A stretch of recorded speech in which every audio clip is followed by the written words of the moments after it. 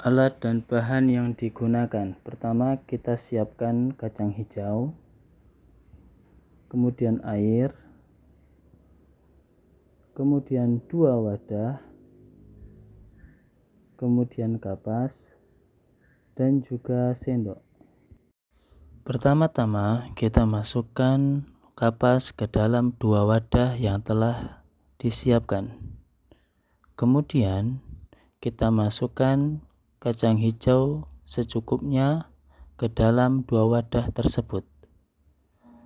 Setelah itu kita masukkan air secukupnya sekiranya kacang hijau tersebut tidak tenggelam. Setelah selesai, kita tunggu selama 7 hari untuk mengamati pertumbuhan batang, akar, dan daunnya. Ini adalah kondisi hari pertama di mana tinggi batang mencapai 1 mm dan panjang akarnya mencapai 2-3 mm, sedangkan kondisi daun belum terlihat. Pada hari kedua, tinggi batang mencapai 6-10 mm dan panjang akarnya mencapai 10-15 mm, sedangkan kondisi daunnya masih belum terlihat juga.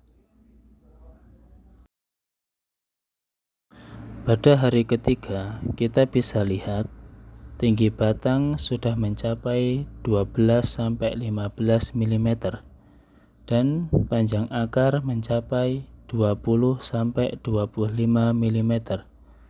Dan untuk daunnya sudah terlihat tetapi belum terbuka.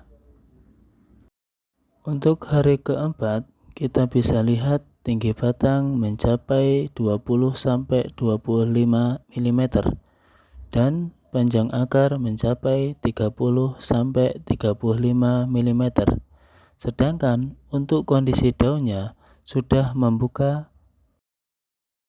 Pada hari kelima, tinggi batang mencapai 30-35 mm dan untuk panjang akar mencapai 40-45 mm. Dan bisa kita lihat daunnya sudah mulai rimbun. Pada hari ke-6, tinggi batang mencapai 40-45 mm. Sedangkan untuk panjang akar mencapai 50-55 mm. Dan untuk kondisi daun itu rata-rata sudah membuka dan sudah banyak. Pada hari ke-7, tinggi batang mencapai 50-55 mm, sedangkan untuk panjang akar mencapai 60-65 mm. Pada hari ke-7 ini, pertumbuhan batang atau akar mencapai puncaknya. Berdasarkan hasil praktikum, dapat diketahui bahwa panjang akar dan batang pasti terus bertambah sekian harinya, hingga hari ke-7 mencapai 6 cm. Begitu pula tumbuhnya batang dan daun, hal itu dikarenakan sel telur membelah dan berdiferensiasi merupakan akibat dari aktivitas meristem lateral. Ukuran akar yang semakin panjang dikarenakan pada ujung akar sel-selnya membelah karena adanya aktivitas meristem apikal. Pertumbuhan dan perkembangannya juga terjadi pada daun awal yang semula hanya 1 helai kecil, kemudian tumbuh menjadi 2 helai yang kemudian membesar, begitu pula panjangnya batang.